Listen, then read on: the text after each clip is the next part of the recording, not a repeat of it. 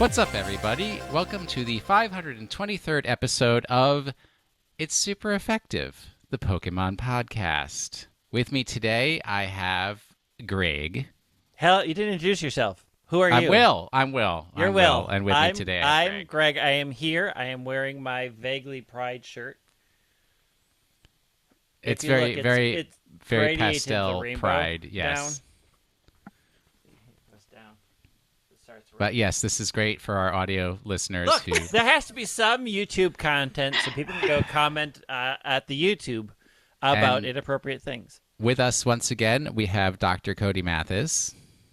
Hello. I apparently didn't talk about bugs enough. Yes, more bug More content has been. But bees are now off the table, so you have to talk about. That's fine. I can talk about something else.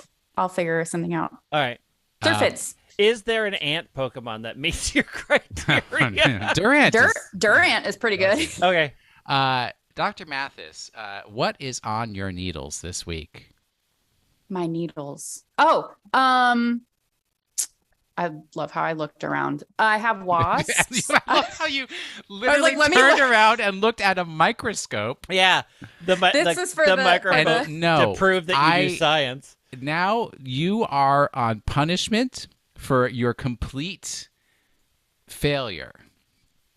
When a knitter asks another knitter, what's on your needles, it means, what are you knitting right now? I am knitting and I'll bring it back. What are you gruesomely pinning that used to be alive to a board after you've dipped it in formaldehyde, you monster. You monster. I have both. You have to clarify. I would argue what are you pinning is different than what's on your needles. You're right. What I'm pinning is wasps. What is on my needles is a dark green scarf with a pattern that's called birch trees. That looks uses kind of a cable. It's really pretty. I'll bring it like a little mock cable.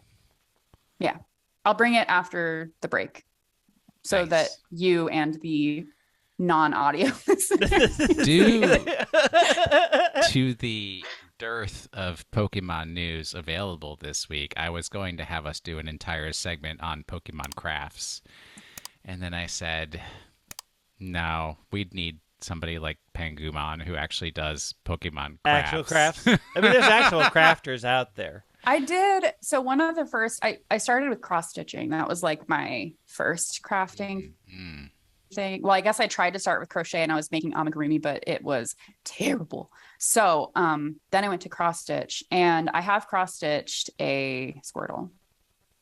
I'm really good at amigurumi. I've never amigurumied a Pokemon amigurumi. Mm-hmm. I have a cross stitch question. Okay. I have a cross stitch answer. When you are complete with your cross stitch, what do you do with it? So you wash them and then you can frame them and give them away. I can bring back after the break. I recently finished a Zelda cross stitch. And I'm just literally going to give it to one of my friends because I have yet to craft anything for myself that I want to keep. It's all just things I find nice. Just things I find. I'm like, oh, this would be a really cool thing to craft. And then I do it and I'm like, I don't want this. Here, friend, here's the garbage I don't want, but you'll want it and love it. But you can't sell it either because if I were to try and sell that cross stitch, it probably took me 400 hours.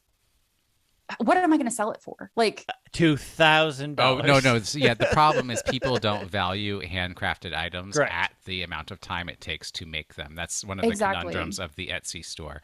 But cross stitch is typically made on what's called Ada cloth, which you can also sew onto. Like a lot of people will cross stitch onto a pillow. Or make it into a pillow, which I have done before.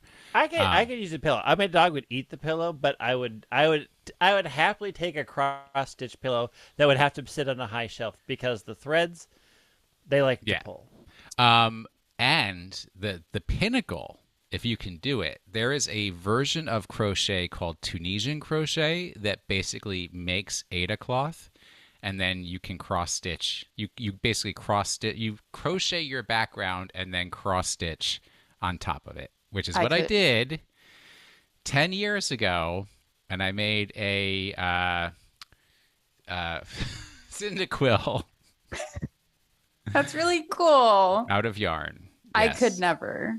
Oh, that would be really cool though, because then you could have, so Ada, however you want to pronounce it, normally comes in like really boring colors. So like it's always just like this tan or a black or a white. So if you made your own, neutral, you could have colors. some pretty cool colors. What I did was I made the body of the Cyndaquil as part of the Ada cloth pattern, and then I cross-stitched the flames.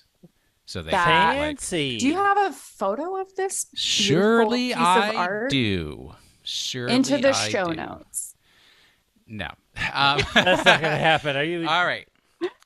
Let us talk about some Pokemon news in this week that has had not the most Pokemon news. Yeah. But we can start. There's already drama, though, isn't there? Yeah.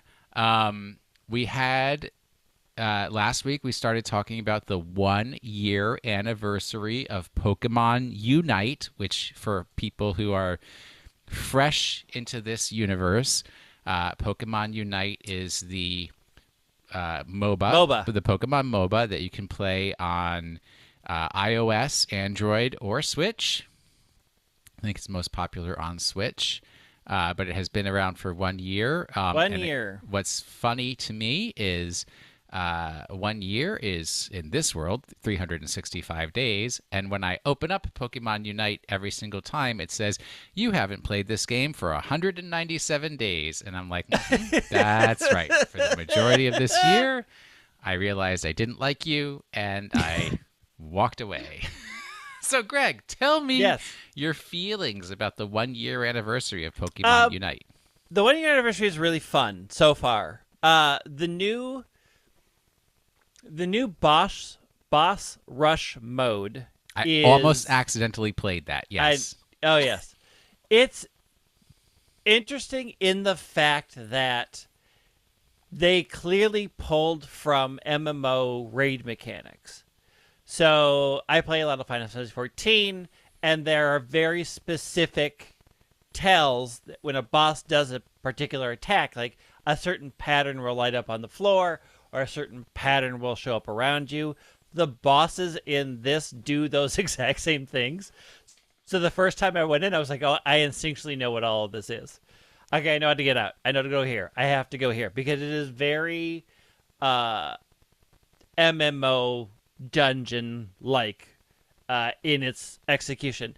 It needs to be enhanced somehow. It is literally just one arena. There's no change. You run into it. The first boss is there. You defeat the first boss, and then the other one just spawns in where it was. So, like, the scenery doesn't change. You don't move anywhere. You just stay in one circle. So it's Onyxia's lair. Yeah. With three separate bosses popping in. The other issue that I think exists is they have defenders, you have healers as things in the gameplay. Like there's ones that focus on support, and there's ones that focus on defense. They are useless right now in Boss Rush because of the time limit on the higher levels. If everybody isn't doing maximum damage, it's really hard to defeat the boss. And when you are knocked out, it's just like you're knocked out in the game. You go back, and there's a timer until you can go back in. And I generally play healer, and I couldn't see the benefit of me keeping people alive a little bit longer to get 2 seconds out of them staying in before they would have to respawn than me not doing that amount of damage. The heals are too small for the amount of damage that boss does. Does bad, sure. I'm better off just doing pure damage, and everybody's better off just doing pure damage. So I think that is a drawback to that. It's limited, so like it's going to go away in a week, and it's just going to come back at random times. So it's a fun diversion. It's also a fun thing where you aren't fighting another group of people. So if you just want to do something casual that you're all working together on, it's fun. You can try other Pokemon, see if you like them, but really you just want to go with damage because nothing else matters. They added in what I think is going to be potentially game-breaking. It feels that way right now until they do some balance, which is they added in the new emblem system. Yeah, what is that? Because I didn't notice that when I've logged in and tried to clear out all my red dots. So, Energy Tank used to get you tickets and clothing items only. Yeah. So when you got 100 energy, you'd turn them in, and you would get a shirt or some coupons or some coins. And after a year in the game, everybody's like, I've gotten all of the shirts out of this. I need nothing else out of here, and I already got other coins. So they added the emblem system, and the emblem system are little coins with Pokemon on them.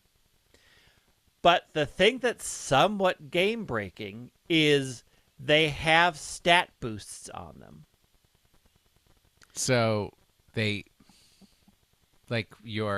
boost your attack, they boost your defense. Correct. Do you attach them to a Pokemon? How do they work? So what happens is there's a screen that is called the loadout screen, I believe, and you can get 3 custom loadouts. And what you do is you can put up to 10 coins in them. And depending on what you put in, that will change your stats. But the interesting thing is the coins themselves don't matter in so much as the color that they represent. Oh, so, like, Bulbasaur is green. And if you get 6 green coins in your layout, it will boost your special attack by 4%. Okay. So the more of a particular color you have, the more it will boost the thing that it's aligned with. Okay. So green is special attack, yellow is movement speed when you're not in combat, red is just your base attack speed, not power, but speed. Blue is your defenses, white is your hit points. Orange is attack, purple is special defense, pink is how quickly you get out of hindrances. But the one that is potentially game-breaking that everybody wants is black is move cooldown reduction. So you can get a 8% move cooldown reduction on your moves, which means the problem of Venusaur and Petal Dance, which is already a huge problem. So when you put up Petal Dance, it attacks everything around you, but also Venusaur runs. And it used to be that it would end and there would be a 3-second delay before they could fire it again. I've seen a person that has an 8%, has all black, so getting an 8% move cooldown, and just has it up constantly. So the constantly thing is, running, constantly going. Petal Dance is going, and Venusaur is restoring its ability to use that move again while it's still going, so it can basically runs out. Keep perpetual Petal Dance going. And they just cruise around. So I like the system overall. Like, it is good to have this level of customization, but none of the current existing characters were balanced for this in mind. And I don't know what is going to be easier to balance, the emblems or the Pokemon themselves. There's a couple of things to also be aware about with the loadout screen. Is you can build 3 loadouts. Like, you can say, like, this is my attacker this is starting loadout. To sound so Monster Hunter. It's like you prep like different loadouts for different type of monsters you're going after, and it's like that's part of getting ready for the hunt. And like you can have 3, but if you don't pay attention and like you're using your defender loadout, you can't or at least I haven't found a way yet where you can assign a loadout to a specific Pokemon. You have to go into your prep screen after you've picked your character to pick which loadout you're going to use. Because otherwise it will stay, like, if you put up your defender loadout and you go to attacker, but you didn't change it, then you're on your defender loadout, which is going to hurt your attacker stats. Yeah. So the held items are different than, I mean, the emblems are different from held items because they apply to you. Held items are their own different thing. So it's now a combination of held items and emblems. And I think they made this game really hard for themselves to balance because now they have 3 separate moving parts. They have the Pokemon stats themselves and the moves that they do. They have 16, I think now, actual items that affect your stats. And now they have all of these emblems that do different color boosting. So it's great for people who want to get into the granular nitty-gritty of it, but I cannot imagine trying to balance any of this. We have a question. Yes. I have a question. Yes. What is the difference between a reduction in a move's cooldown and attack speed? So a move cooldown, so moves are your special moves. So every Pokemon has a basic attack that is just you're hitting A and it's lurching forward or it's shooting something. Okay. It's usually not a very strong attack, but it is what you fill in while your big moves are on cooldown. So that you have like ultimates, right? And that is what the move cooldown reduces. Move cooldown deals with that, and base attack speed is how. So, like, Ralts has a really good base attack. It's a ranged attack that fires pretty quickly. Mm-hmm. So getting that cooldown means while you're waiting for your slower cooldowns to happen, you're able to attack more. And there's a few that have that sort of dynamic. Okay. But most of them, like, you don't care about your base attack because it doesn't do a lot. Mm-hmm. You know, it is there for chipping damage, waiting for your big move to reset so you can really do the damage pulse. Okay. With the move cooldown, right now it basically is like just go move cooldown because there's not a Pokemon that I can think of that doesn't benefit from getting its big move faster. Well, I mean, the really bad Pokemons that nobody wants to play. Right. So, wait, are you still maining Eldegoss? Like Cramorant? Yeah. Well, I mean, I still main Eldegoss because I'm still a healer at heart. I still like doing the support role. But again, I'm contemplating just going all move cooldown because then I heal faster. True. I can heal everything around me faster. I can get shields up faster. I can put down my path that speeds everybody up faster. There's very little, like, if you're a casual player, like, move cooldown reduction is obviously the easiest way to go because it really benefits without a whole lot of extra thought. I do think this will make the game a lot more competitive as far as like what professionals do. Like, a pro player will know the perfect build outs and will have done the analysis and will know how to align the colors perfectly. Like, I think that's what they're going for. Yeah. But I think for the casual player, it's A, a little overwhelming, and B, like, everybody's just probably going to tell you, oh, just play until you get enough. You get 6 Pokemon that represent the color black, and the other color doesn't matter. Yeah. Because I mean, there's people who, like, really enjoy doing that algebra of stat manipulation, and it's the second time we've brought up math today. I think overall, like, they are incredibly generous with this anniversary. You get free licenses. I got Snorlax for free. I got Blastoise for free. If you're logging in and playing, like, I think for these next 2 weeks, they're just giving you free licenses for playing. Are they temporary licenses or forever? Nope. They are permanent. You get this character unlocked. Did you get licenses. the Glaceon license? I haven't earned enough to get that one for free. Are you going to get the Buzzwole license? So Buzzwole's coming out after the anniversary, I believe. It's released at the end of the anniversary. And it's not in the list of free ones you get. I think right now, all the free ones you get are the ones that the game originally launched with. I'd have to look at the list again. But if you are interested in trying it out, there's a lot of people playing right now. So there's a lot of people who are bad at the game right now. but the rewards are great. You're getting a lot of free stuff. They're giving free licenses.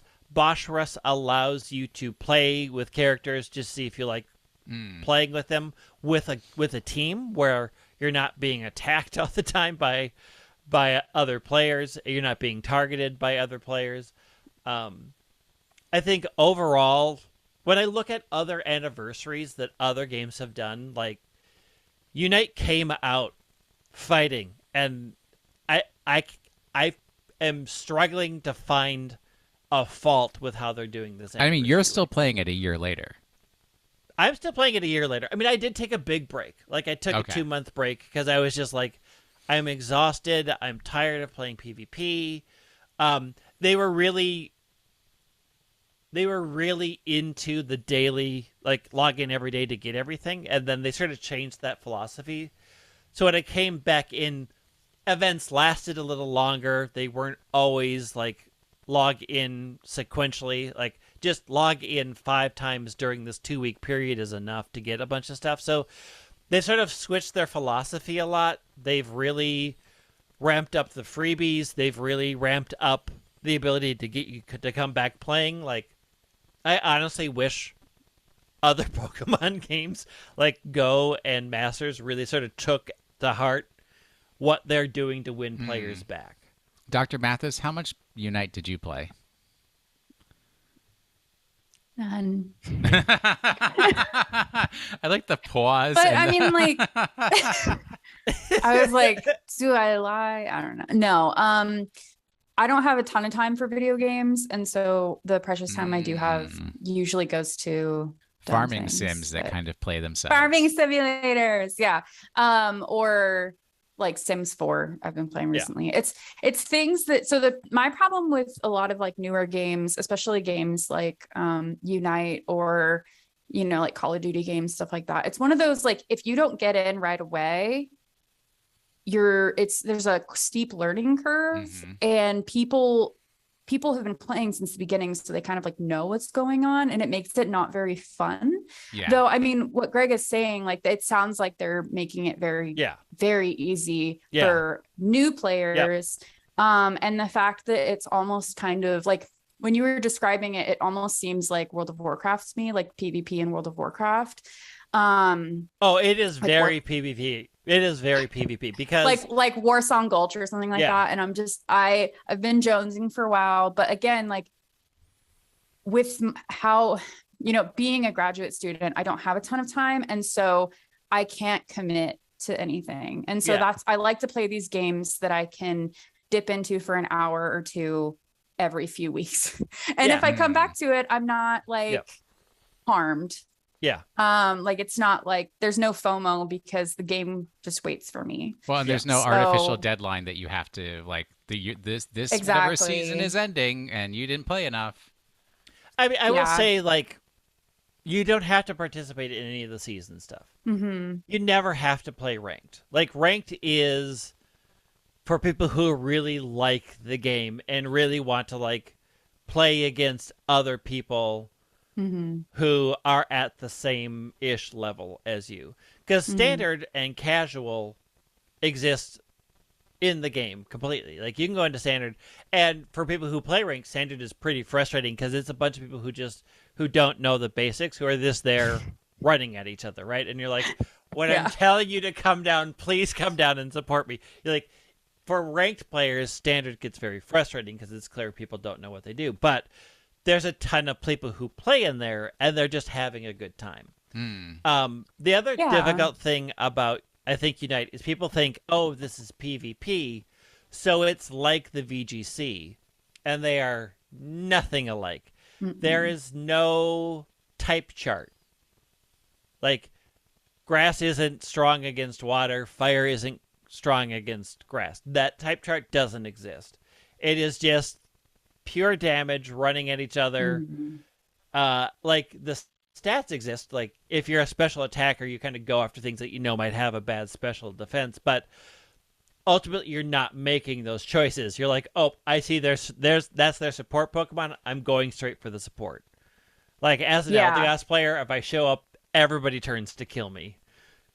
Well, so and it's funny because they keep introducing these new games that are basically just other games made into a Pokemon game. Because like when you describe it like that, it's like I've said, 100% World of Warcraft PvP. Like it's just you do better if you know where the strengths of your own moves come from and what debuffs you can put out and like how to avoid traps that people may lay, or like as an Eldegoss, like you were saying, you lay down something that helps people run faster, like knowing what buffs you can give to your buddies and everyone kind of working as a team.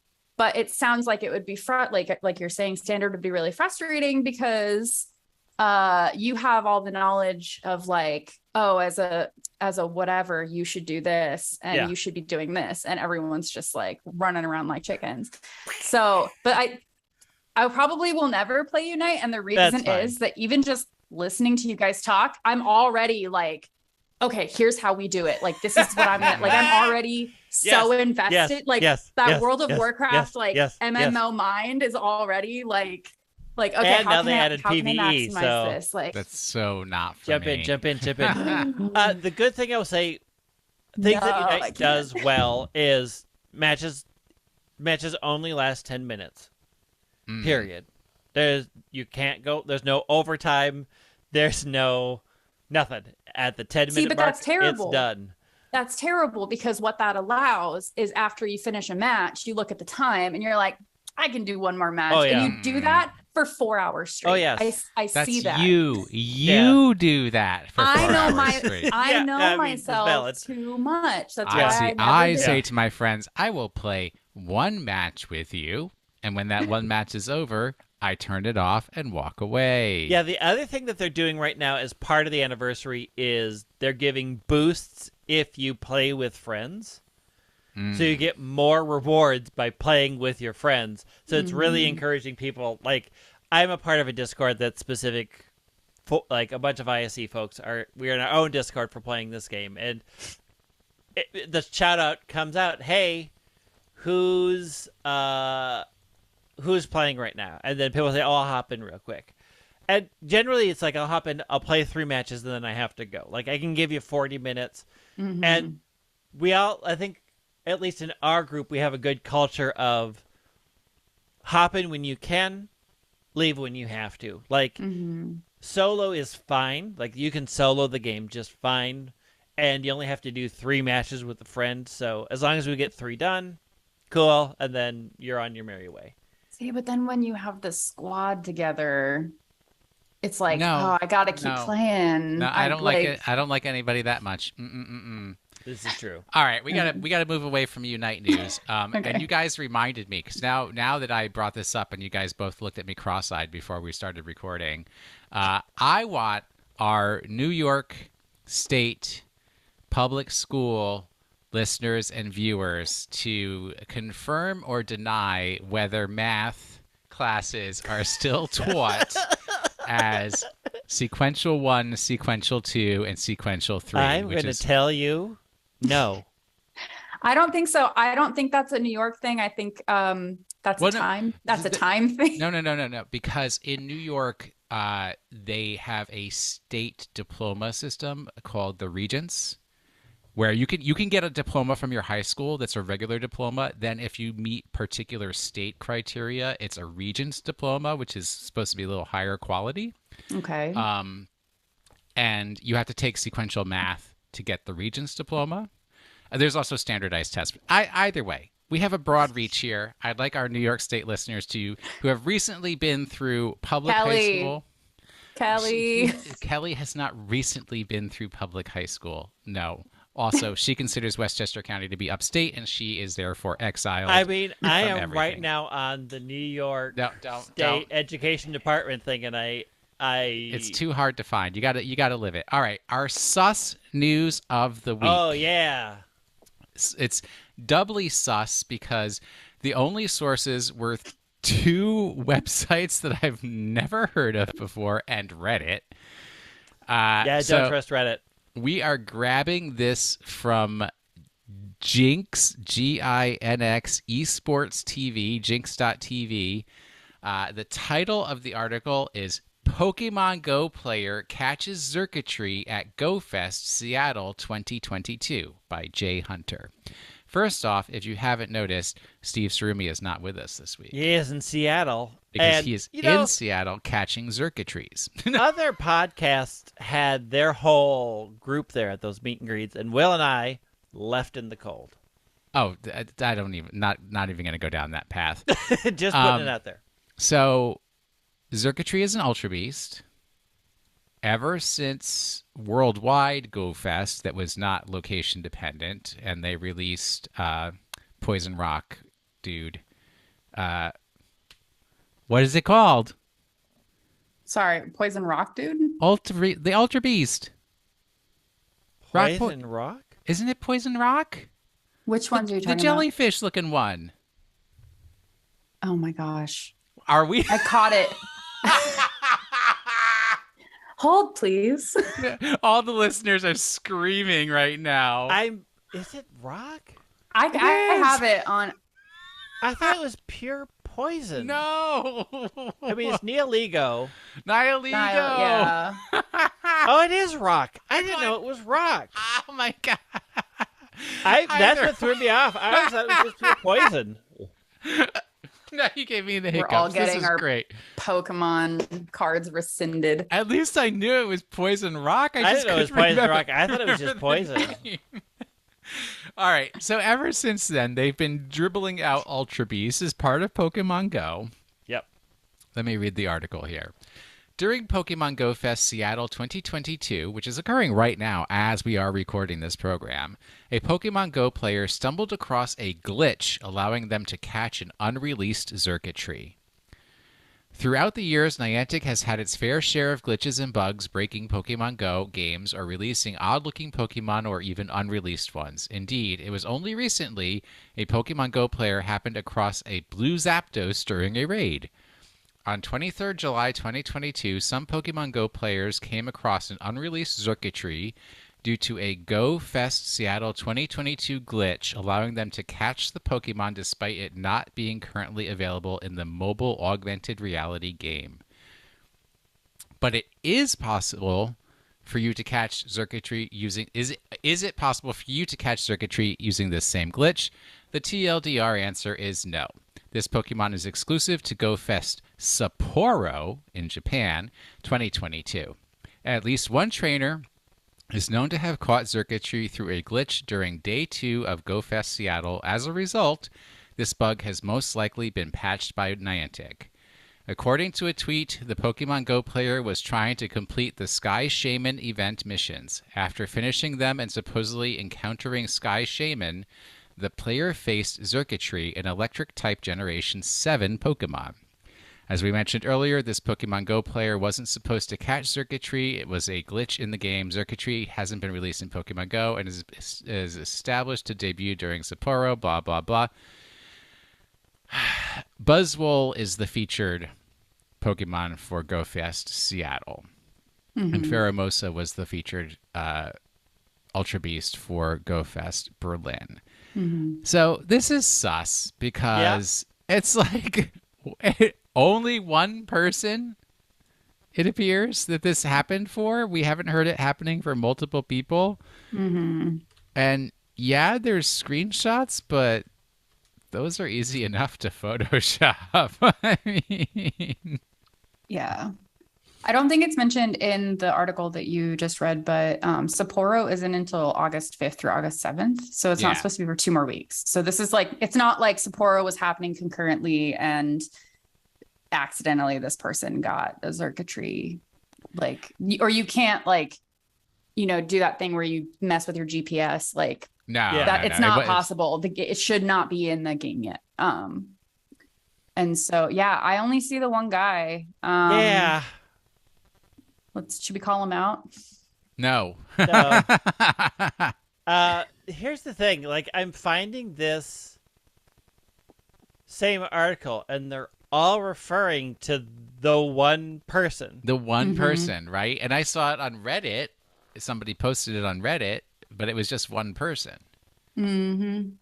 So, and I mean, nothing for nothing. This one person does not have a huge following. Mm-hmm. So now we can have people listen in next week when we either confirm or deny that this actually happened. Yeah, it's weird that usually when there's a glitch like that, a lot of people get the glitch. Mm-hmm. Yeah, exactly. Especially the way it's described, like, oh, I was doing the Sky Shaman quest line, which I believe is what everybody's doing in Seattle. So why would only one person get the glitch? Because generally it's not, a bug isn't like, oh, and one random person got, like, multiple people usually confirm it. Mm-hmm. And I'm not seeing I'm like, I am literally digging through Twitter right now. Twitter, the slightly less angry version of Reddit, usually there are people all over say, you know, oh, I got it, I saw it, but I'm looking at the Reddit post, which it says was so I don't know who this user is because you can't tell somebody's name. Right. But it says 2 days ago. So if today is Sunday, was Seattle Go Fest going on Friday? Yes. Okay, so that is definitely a possibility. And then if they are a different person than the actual, here we're doing the hard research, Twitter, which they do have a different handle than the Twitter user. Mm-hmm. Yeah, but I have different handles between Twitter and other places too. Now here's the question. Do they use the same screenshots? The other thing is that they kind of do have the same screenshots. The first two screenshots in the tweet were taken at 8:28, and then the third one that shows the Xurkitree, quote unquote, its stats is taken almost 2 hours later, and Blanche is saying that it was caught on 7/22, July 22nd, but the tweet wasn't until the next day at 11:30 in the morning. Well, that's okay. That I'm just. I feel like I would have mentioned that a little earlier if I was that guy. He was out catching Pokemon. So the username on Reddit, it's definitely the same photo because you can see the battery level and the timestamp and everything. It's all the same. Also, the question: 8:28 a.m. Was Seattle Go Fest even started that early? What time did they get started? And would you have finished a special research? Wait, here's the key. Well, that's the thing. Is he doing it at 8:28 in the evening instead? Did this happen in the evening? They were definitely over. But is the special research not available in the evening? Or is it like you get it and then you can do it like throughout the day? True, but usually I mean, I think the Go Fest happened all day. Mm-hmm. Okay, so it started at 9 a.m. and ends at 7 p.m. Yep. Well, that's the Pokemon Center store. I see the hours for that. But like their website says it's all day. So it's possible? It's possible. I think this will definitely be a question for Steve next week is how does he feel about this? It's sus news of the week. It is very suspect. I will say that. Okay, I'm looking at so a ticket for the morning session offers the experience in the Saddle Park from 9 a.m. to 1:30 9 to 1:30 and then 2:30 to 7. 2:30 to 7, yeah. So it would have to have been evening, which would then be why he tweeted the next day because it was already nighttime when he finished. He might have realized it the next morning that, oh wait, this wasn't a thing that anyone else got, and I should mention that. But interesting. All right, with that suspect mystery lingering with us, let's go to a break, and we'll come back with, I know what everybody's been looking forward to, Pokemon Masters news. But more importantly, for the YouTube listeners, a scarf with birch trees and a Zelda cross stitch. Heck yeah. Sure.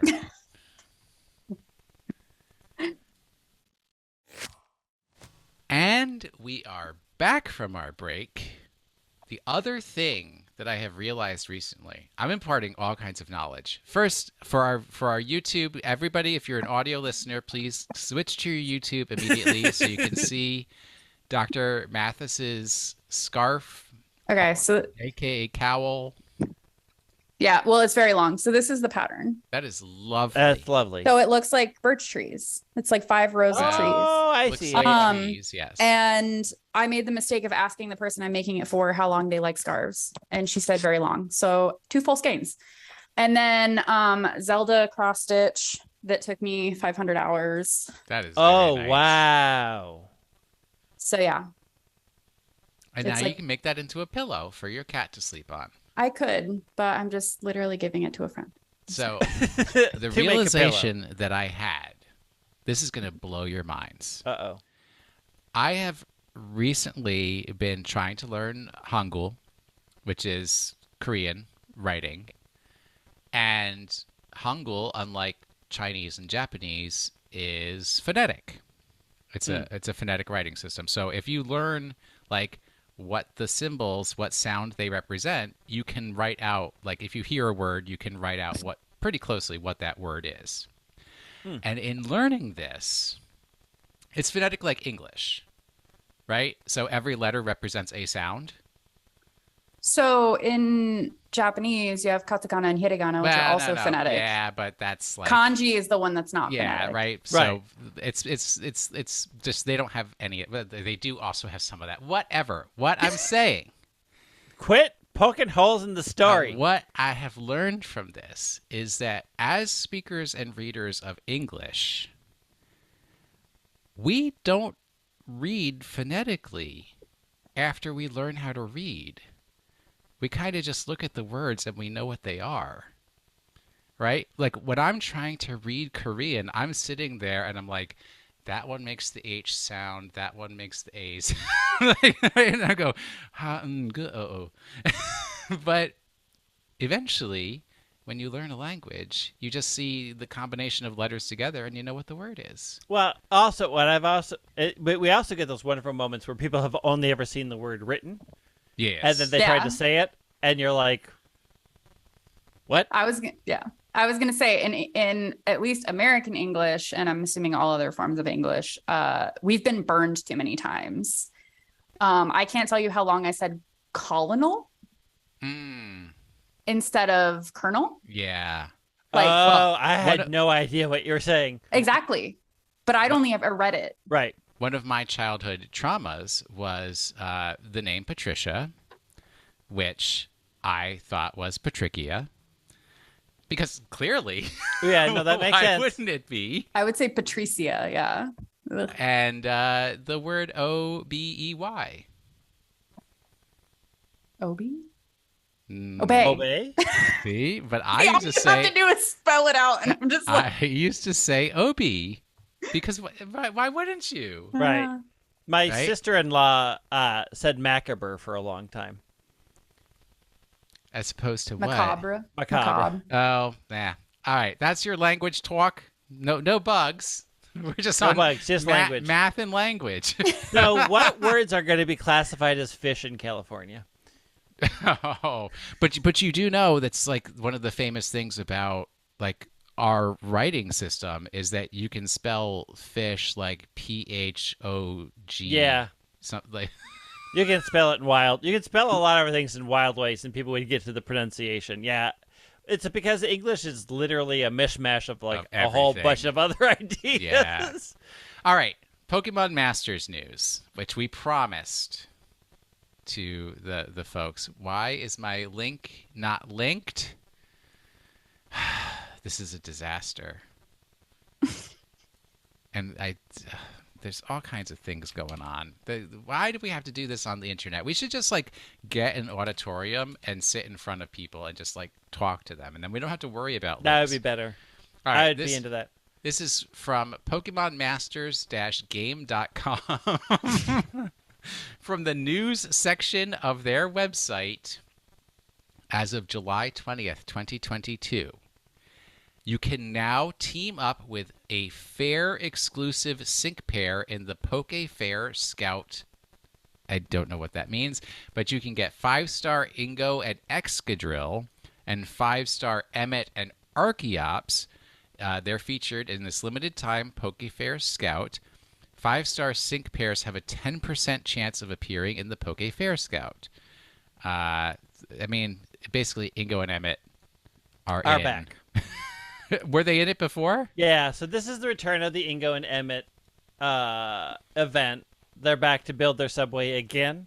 So this is all the run-up of repeats and new stuff to get you to spend all of your gems before the 3-year anniversary happens in August. I will say, though, Karina and Marshadow and Gloria and Urshifu were just released for the first time, and Karina and Marshadow is very broken. It's a very broken sync pair, and I love them, and it's the greatest. Do you actually play Masters, or do you just set it to autoplay and collect? No, the I play characters? Masters.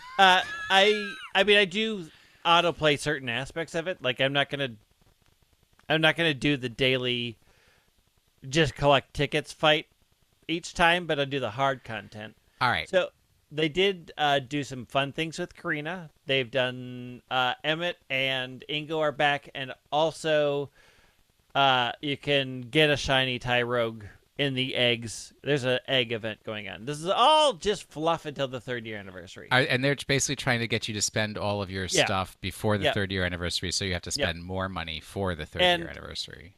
Ash is not yet a sync pair that you can pull, but I guarantee it will be a sync pair for the 3rd anniversary. They put way too much into that pair and that look for it not to be something you can pull in the game. So this calls to, or brings to mind, a more important question. Now, we know Greg has played Pokemon Legends Arceus. Dr. Mathis, have you played Pokemon Legends Arceus? It is one of the only video games I have ever actually beat. Did you beat to, like, the Dialga Palkia, or did you get all the way past that? I can't remember. I got credits, and then I think I'm still working past credits. But it is something I very much enjoyed that game. This game has been out long enough that it's kind of, spoilers are like, it's too late, kids. Is it Ingo that's in the game, or Emmet? Ingo. Does Ingo get to go home? So this is where my mind is breaking. It's the emoji with the exploding brain. If they do a remake of Pokemon Black and White and Black and White 2, which is clearly coming sometime soon, are they going to leave Ingo out? Yeah. Ingo has been stolen and will never appear again. Well, here's the thing. Because it is now lore that he no longer exists in Unova. He's in the past. Well, actually, Ingo would have been stolen from the 3D universe, DS universe. So if they remake it in the Switch universe, it is technically a different universe that they're building. So Ingo could appear. That's not how. No. Yes. No. They established the multiverse in Omega Ruby Alpha Sapphire. Clearly that is true. Yes. Okay, what if when you're pushed through the wormhole into Arceus, there is a copy of you that is sent back into your world? Pure evil. Oh, yeah. That is a clone. A ditto. I did not authorize that clone to be made of me. It's a clone. It's a ditto. Yeah, it's a clone. It's a ditto. It's like that episode. And then there's... It's like the episodes where Star Trek and Doctor Who both did this, where, like, in Star Trek, it was a transporter accident. I don't remember what it was in Doctor Who, but it was like in Doctor Who. It was Amy Pond. No. But it's like the character got split, and one spent like 10 years in this horrible nightmare world, while the other one like was with the rest of the crew for like a minute, and then they came back, and they're like, "Well, now we've got 2 of them. Do we kill off?" Yep. One of my very favorite movies has this trope in it as well of like, oh, you're transported, but nope, you're just copied. And what happens to the copy? Yeah. It's that I would love that to be canon. I mean, So that's the thing. They'll answer that. Incident, they kept both of them alive. So if Ingo is in black 2, white 2, black 3, white 3, black 3, white 3, black Z, white X. If he's in that, then that's confirmed that when you are sent through the wormhole by Arceus, that he clones you. Or they could just make it part, and this TPCI, you should be sending me royalty checks. Make it part of the remake that you see Ingo get taken. You see Ingo fall through the wormhole. Or Ingo gets on a train and there's like a and then the train never comes back. Also, we need a Scarlet Violet rescue mission where you have to go across universes in time to save Ingo and bring him back to the future so he can be back with his brother. Well, the Rescue Rangers were in Pokemon, the other one. What is that? Again, I can't think of the name of something. Pokemon Mystery Dungeon? Are you talking about Mystery Dungeon? That was the Rescue Rangers. That was the Rescue Rangers, yes. All right, more news. Then this is the big one. I'm going with my... Wait. No, I'm not. Yes, I am. Once again, for whatever reason, my link didn't link as a link. Just state a URL. What's going on? Pokemon and Squishmallows, I pronounce it that way, collaboration revealed at Comic-Con. This is from NintendoLife.com. Author is Alana Haggis. It's not like the food. Kids love Pokemon, right? Kids also love Squishmallows too. I've never heard of a Squishmallow, but sure. If you don't know about Squishmallows, these are irresistible, I'm already resisting them, plush animal or sometimes food and drink toys that you can't stop squeezing.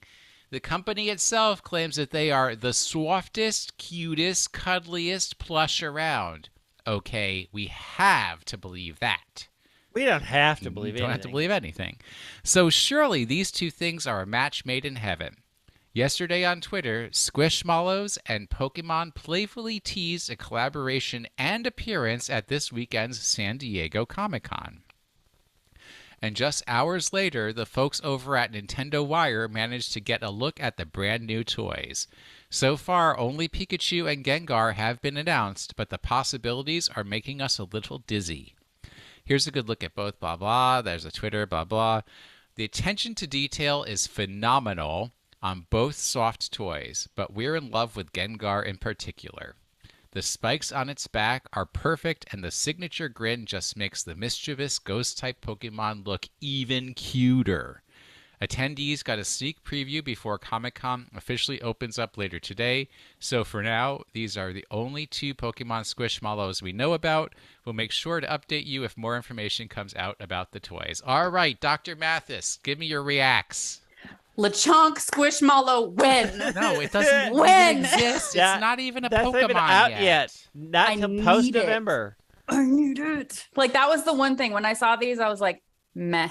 But then I was like, what other round boys? What other round boys could they make? You don't like a little Chonkachu?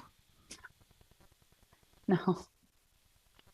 I'm a little over Pikachu at this point. I get the mascot, but hot take. Oh boy. Hot take. They don't really have any good round bugs. So I will take the Lechonk. Let's talk about the rumors of Togepi and Snorlax also being in this line. Of course they are. Those are also not insects. Correct. Yeah, I doubt there will ever be an insect one. What? There's a pill bug one, isn't there? Venipedes. Scolopedes line? That's not a pill bug. There's a round boy. That's a poisonous centipede. The closest thing to a pill bug would be Wimpod and Golisopod because pill bugs are isopods. But anyways, I would be on board. I would be on board with the Snorlax if it was like Snorlax. Yes. Though they've already done that. They've already made like Snorlax, beanbag chairs and stuff. So. All right, Greg, hot take. About? This the cross squish. They're cute. I think they're over exaggerating the attention to detail a little bit. But correct. I am old. I am not on the Squishmallow bus. I don't want more things in my house, so I will not purchase these things. But for people who love super squishy things, this is an amazing collab for them. All right, I'm very happy. I am posting a link in chat. Please click on that. I think that Greg and I probably are having the same reaction, which is, wow, that's really cute. My dog would also think that's really cute, and it would last 2 seconds in my house. He's a perfect angel sent from heaven. He is a good boy. Oh, this is okay. Lamont's changing my mind. I knew 100%. Okay, that Squishmallow. So Lamont is a black and white pride French bulldog with rainbow ears and sunglasses. That's and a white French belly. Oh, it is a French bulldog. Yeah, it's a French bulldog. That's what I just read the thing. Okay. Okay, that one's cute. Correct, but. Pokemon. What if they found a way to just make a Dedenne Squishmallow? They're going all the round ones. They're gonna do it. It's just Look, the they new can make anything round. Build-A-Bear. I don't know how they'd make Roselia round. That was my first thought. No, that attitude. Okay. It's just the head. Yeah. Roselia has a round head, a beautiful round head with spikes on the top. Yeah. And a cute, super great smile. That's true. They basically just have to take the shuffle icons. Yeah, absolutely. Shuffle it up. I want a Lechonk. That's all I can say. Yeah, I'm in there for Lechonk. If they do a Lechonk, lot of things. Lechonk. Here's the thing: they're going to ruin Lechonk in its evolution, and I'm going to be very sad. Well, along these same lines, also from NintendoLife.com on July 15th. New Pokemon Pikachu Build-A-Bear plushies announced. To celebrate 25 years of the Build-A-Bear line, 2 new Pokemon Pikachu plush have been announced. They've got different types of jackets. One is sparkly fur, and the other is winking face. They're both $76 US and are available now online with in-store versions coming soon. Included with each set is the 25th Celebration Pikachu with Sound, a varsity jacket, and a sleeper outfit. Here's the description from official Build-A-Bear website. This adorable Pikachu plush is a must-have addition to any Pokemon trainer's team. Pikachu was the first Pokemon plush ever released at Build-A-Bear Workshop, and this beloved electric-type Pokemon is now available in a special limited edition for the Build-A-Bear 25th celebration. This winking Pokemon plush has sparkly yellow fur, a lightning bolt-shaped tail, and a silver paw pad with a 25th celebration collection emblem. In addition to its 6-in-1 sound, this exclusive Pikachu plush comes with its red Pokemon varsity jacket and sleeper included to complete this collector's bundle. Man, we were right at the Mall of America for the last community day, the Starlight community, and we went past Build-A-Bear. And what was the Pokemon I saw in there that I was like, oh, it wasn't a Pokemon, it was Animal Crossing. Oh yeah. They had an Isabelle going up front. No, they had KK Slider. Oh yeah, they had KK Slider. Like, they had almost got me. Yeah, almost. Got they had me. A Grookey. Here's the thing. Does anybody else feel like the Pikachu in this Build-A-Bear picture looks more bear than Pikachu? There's something weird about its head to me. No, that's a traditional Pika head. Is it? I think. It's too cheeky. It feels too cheeky. Too much in the cheeks. It's got bear cheeks instead of Pika cheeks. It feels bear cheeky. I don't know. Do you prefer the purple jacket or the red jacket? Purple. Oh, I like the red with the lightning bolt. Oh, is this for Scarlet and Violet? Yeah. Oh, deep take. Yeah, I mean, I'm a big fan of purple, but I'm... So, you don't like Squishmallows. You don't like Build-A-Bears. You only like bugs. I only like bugs. I did Google. I was Googling during it. First of all, whether there's any bug Pokemon that are Build-A-Bear, the answer is no. And then the second, if there's just any bugs that are Build-A-Bear, the answer is no. So no, nobody likes bugs except for you. Build-A-Bear? I don't think you want a Buzzwole. Buzzwole's coming to Unite. Let me look at what I would consider Buzzwole. Probably another. It is an insect. It is an insect. It's like a type. So it actually has 6 legs. Actually has 2 wings. So that's good. So it's looking very hymenopteran, very waspy. That mouth is straight up fly though, so I have no idea what's going on there. It's supposed to be a mosquito. Yeah. Well, it should only have 2 wings then. How many? You just said it had 2 wings. No, it has 4 wings. You see how it has a hind wing and a forewing. How do you keep memorize? Do you have a chart of bug rules across from you that we can't see, across from your microscope there? That's all right, I'm gonna go down the chart.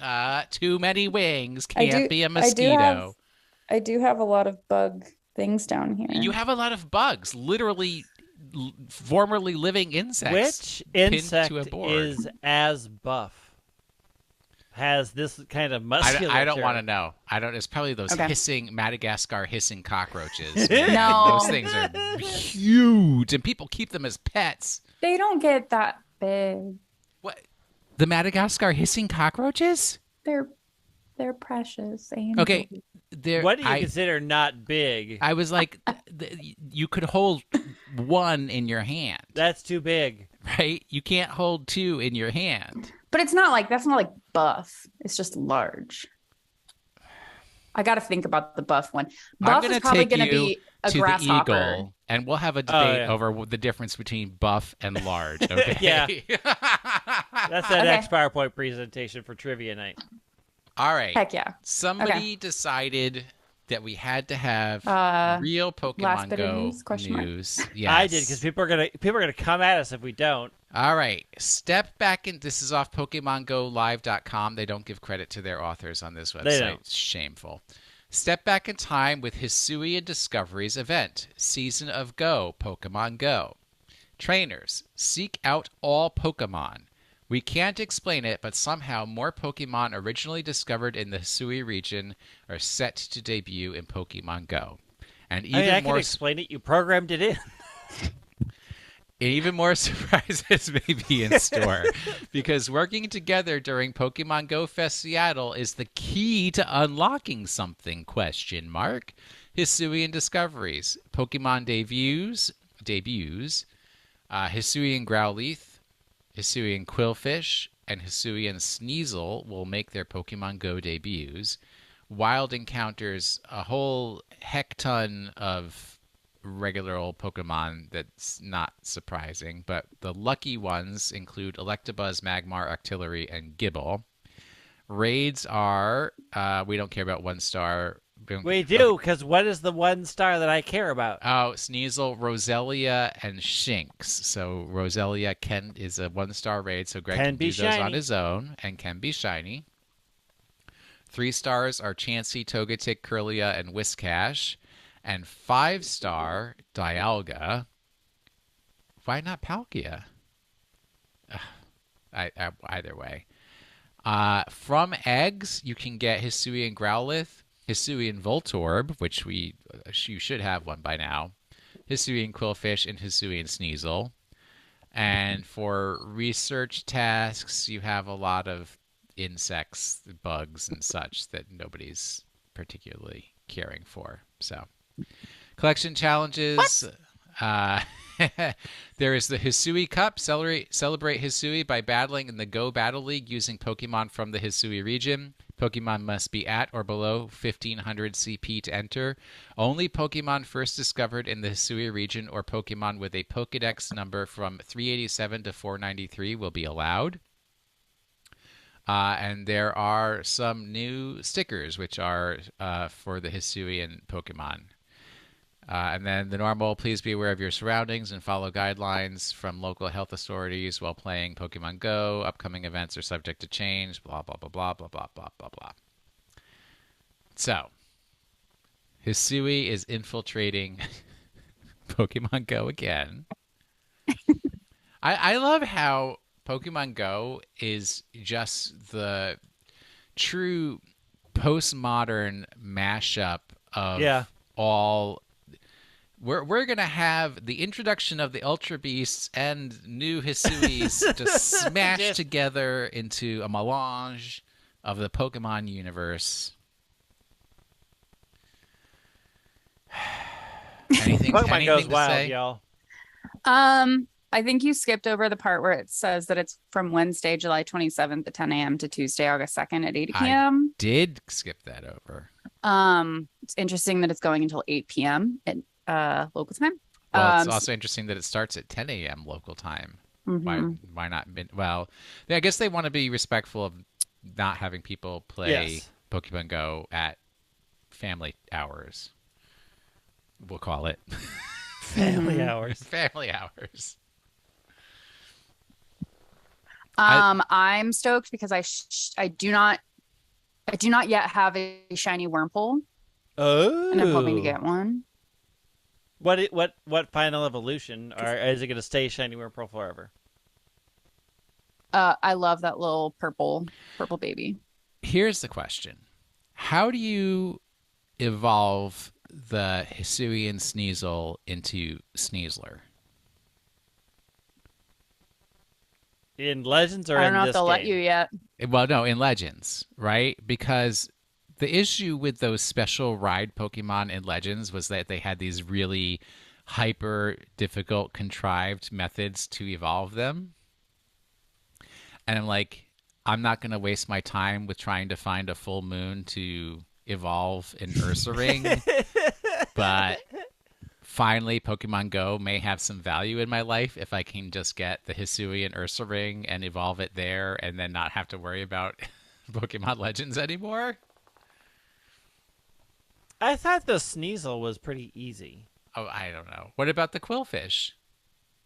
I mean, Quillfish is pretty easy as far as things you have to do. That's probably why these are the first ones that are being released, is that they don't have difficult evolutions. Because the Ursaring is you have to have the right time of day and the right item, which makes that one. That one's a bear to deal with. Ha ha ha. Sigh. Yeah, you just have to use a Razor Claw on Hisui and Sneasel during the day. They'll probably have like a Hisuian stone. Yeah. I'm assuming. Though it would be cool if they used like King's Rock and all that crap so I can have a use for those. I have so many and I should throw them out and I can't. I keep dumping them to 3, but still I can't do any less than that because my brain is like, I need to keep them. Mm-hmm. Gotta keep them. You never know. All right. You never know. Greg, time for question of the week. Please, mister, please. Ask me the question of the week. All right. Our YouTube question of the week. With Galarian Zigzagoon announced for next month's Pokemon Go Community Day, it got me thinking, is there a Pokemon that you are surprised hasn't gotten a Community Day yet? For me, I'm surprised we have seen a community, or I guess he says, I'm surprised we haven't seen a Community Day for Poliwag or Tyrogue yet. You guys answer. I forgot to look up the name of that user to give them the proper credit. Who do you want to see, or who are you surprised has not had a Community Day yet? Weedle. I'm surprised we haven't had a Farfetch'd one yet. Or have we? I have to remember what ones we have had and what we haven't had. I don't think we've had Farfetch'd. I was looking them up. I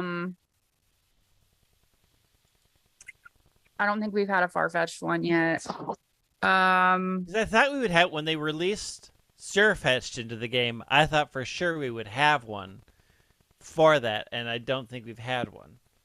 Well, so I guess like what is the criterion? They usually have one that has at least one evolution, correct? Mm-hmm. It's usually 3 evolutions. Usually 3, not always. So it needs to be that question came from YouTube user Jordan Blaney. Thank you, Jordan. I do also appreciate that we have a YouTube user or viewer called Official Bug Boy, but they did not submit a question. But that question came from Jordan Blaney. I mean, I guess I was gonna say Zigzagoon, but yeah, that's the one that's coming up. I'm gonna enjoy it because I haven't gotten an Obstagoon yet. Don't you need like 400? Yeah.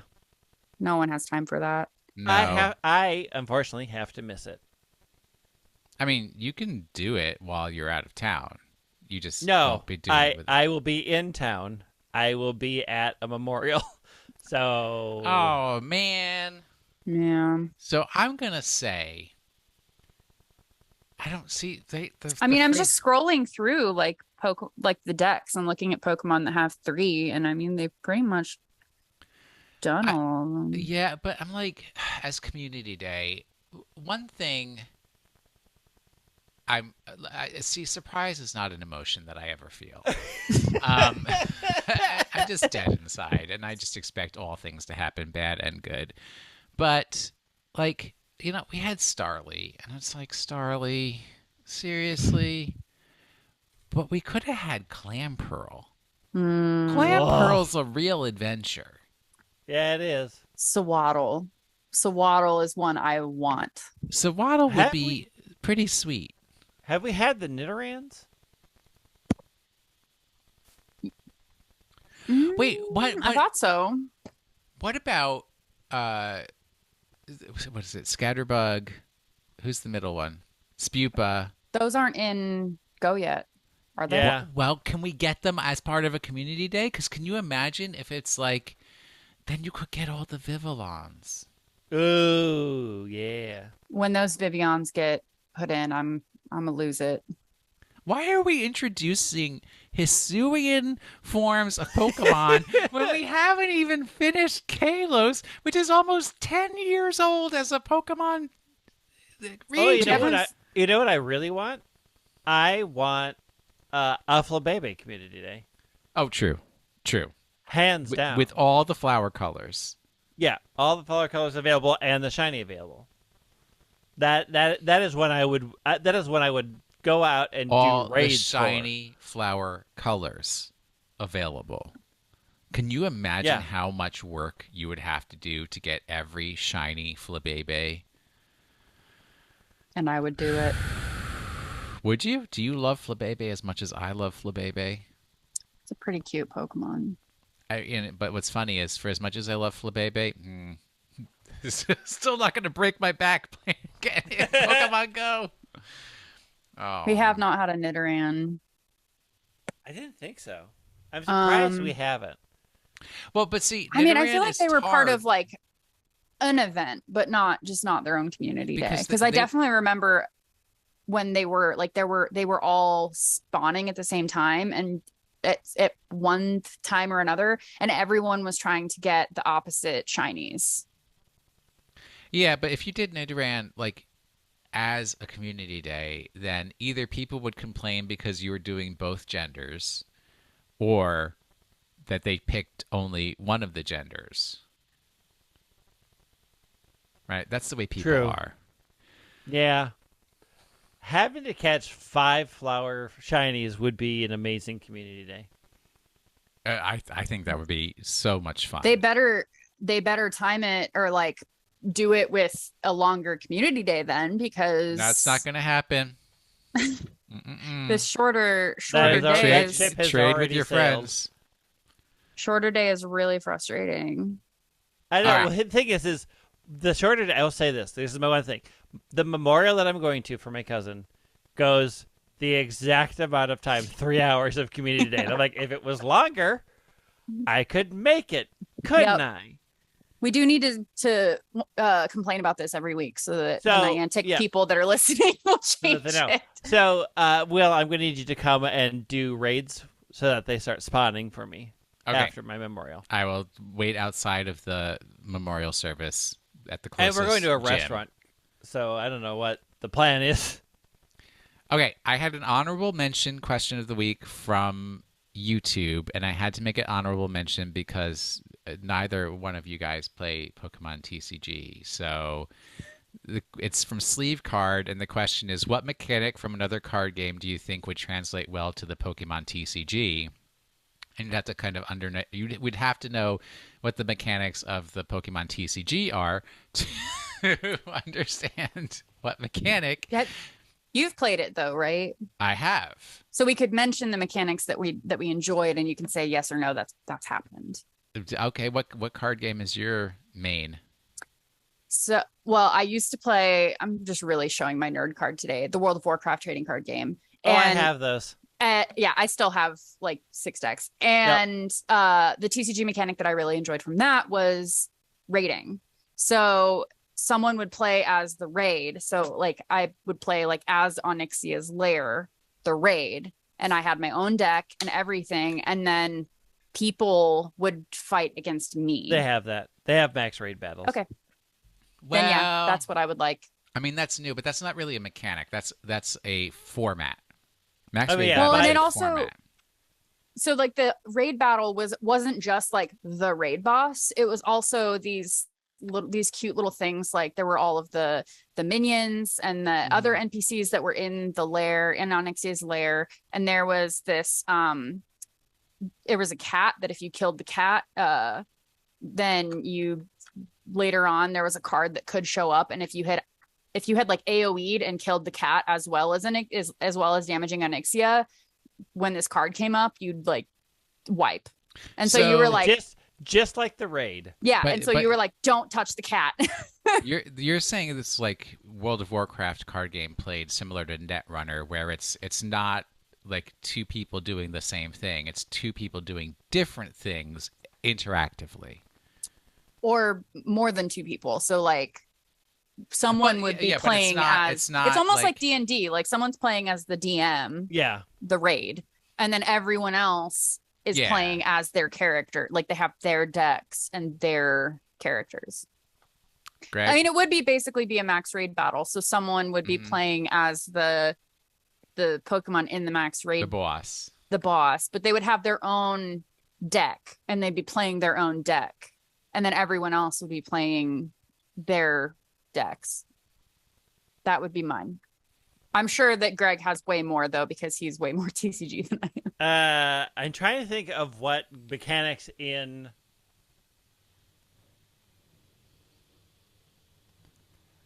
I mean, I like my +1/+1 counters. I am a +1/+1 counter like fiend. Buffs. I love making things big and powerful. Like I would like a commander format for where you have your trainer and then you have your Pokemon sort of interaction. I would like that for DCG, but I would like a way to do to take a card that you grow, right? Like, because you don't really grow, you don't add a bunch of things to Pokemon and TCG. Like, they don't get +30/+30 because you attach to whatever. But there actually are cards that do those kinds of things. Are there? Yeah. Like there'll be expert belt and things like that. That's or items that you can just say for the next attack add +10 to the attack. Those kinds of things. Are there decks that you can play in Pokemon that in the first turn you've already won and your opponent just gives up?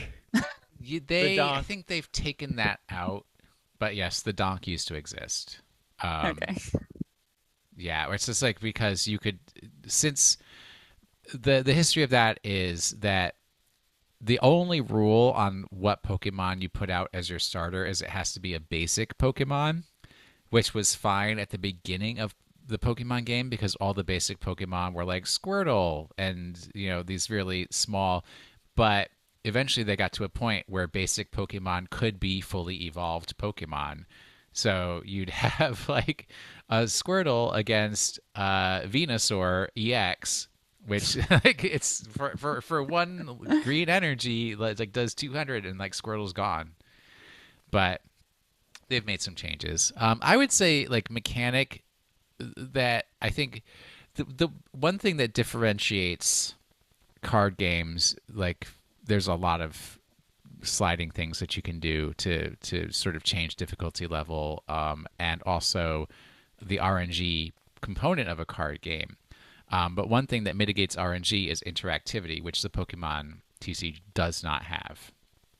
Right? When it's my opponent's turn, I'm sitting there looking at my hand. There's nothing I can do. There's no instant cards. There's no flash. No there's hand no traps. Priority. Nothing. So I would find a way to do some sort of interactivity, some sort of response to actions that my opponents What if we took the Yu-Gi-Oh! You activated my trap card and introduced the snag 'em mechanic from Gale of Darkness so you could steal their Pokemon from them? No. All right, our Slack question of the week. This is from Brandon. Since we have Pokemon basketball with Unite, what's another sport that you'd want to see Pokemon with? Curling. Any sport. Curling? He said sport. That is Curling a sport. is a sport. You do it. How dare. You do it and see how far you get. Do you know... Okay, but like... Do you know curling is so popular in the Twin Cities that you have to get on a waiting list to get into a curling club? I have friends who are in curling clubs. They're so crazy. Are you in a curling club, Greg? You look like I don't do sport. Okay. I don't sport either. The sport I do is lifting, so that's sort of a sport. How would Pokemon curling work? So you have your penguin Pokemon on its belly. It runs and starts sliding, and then you as the trainer and your trainer friends use the brooms to try to get it. But no. Like, right? Let's think outside the taco, right? That's how that phrase, something like that. Sure. Think outside the bun? Right. What is curling? You are throwing a stone, something very, very heavy. You're not throwing it, but you're like sliding it on the ice to try to hit a particular target that looks like a bullseye at the other end. It's kind of similar to bocce, and either knocking your opponent's stone out of the target or, there's whatever rules. There are so many things we could do with Pokemon. You could have your ice type Pokemon that make the ice, like, reduce the friction so your stone goes faster. You could have fire type Pokemon that can melt portions of the ice so that your stone goes slower. Or curves or whatever they do. You could have your flying types like push the stone, tailwind, those kinds of things. There's just like all kinds of things. You could have your ground type Pokemon Earthquake and like all the stones get rattled out of place. There's a lot of things that you could try to do. Definitely. Yeah, Cody. I just thought bowling, and you just get to throw round Pokemon. You and your round bugs. Round Pokemon. I would like to see, because don't they have like Mario and Sonic go to the Olympics, and it's supposed to be like all kinds of Olympic sports with Mario and Sonic? Yeah. I would want to see like Pokemon track and field where they have like literally all the track and field events, including like javelin, high jump, triple jump, the shot put, and it's like you can pick any Pokemon to do it. Didn't they try to do that in Heart Gold, Soul Silver in that terrible athletics section? I don't remember that. But I just want to see like somebody come in and they're like, I'm Buzzwole and I'm going to do the shot put. And it's like just throws it outside the stadium. And then the next person comes in and they're like, I'm Sunkern and I'm going to do the shot put. And they can't even lift it. The Pokemon can't even lift it up. Because that's all I want to see. All right. I think that's our question of the week. I think we're good there. All right, last week's Pokemon of the week. I'm going to read the whole thing, give Cody one more chance to rack her brain to try to get the answer. Dr. Mathis, use your higher education. Depending on whether you are speaking British English, Australian English, or... Wait, I did it wrong because I never fixed it. Or American English, the words turtle, tortoise, and terrapin can have somewhat differing meanings. Even though this one originated in Unova, you have only been able to capture a live one off the coast of Galar. Americans, Australians, and speakers of British English would all agree that it is a turtle, and though its name does not refer to turtles in any... Even though its name does not refer to turtles in any language. It's Torkoal? No. It's Caracosta. Caracosta. It is a fossil. Yeah, it's one of my sea favorites. Turtle. Yeah, the interesting thing is like in the different languages, like for Americans would use the word turtle to refer to anything that's a shelled dude, where in the UK and Australia they're like pretty strict that turtles are only in the water and tortoises are on land. I mean, I've learned that as well. And Australians don't have any like water turtles. They only have sea turtles. Good shiny and good shuffle. Is there any good information? Caracosta in its pre-evolved form are the only fossil Pokemon to have rock as their secondary type instead of their primary type. I guess I didn't know it was in Galar. Yeah, because they released all the fossil Pokemon to be roaming around in the Crown Tundra. See, I never played Crown Tundra. I have it, but I've not played it. Get in there. Because I was looking, I just looked at the original decks because my first thought was Tortuga, but then I was like, that doesn't make sense because.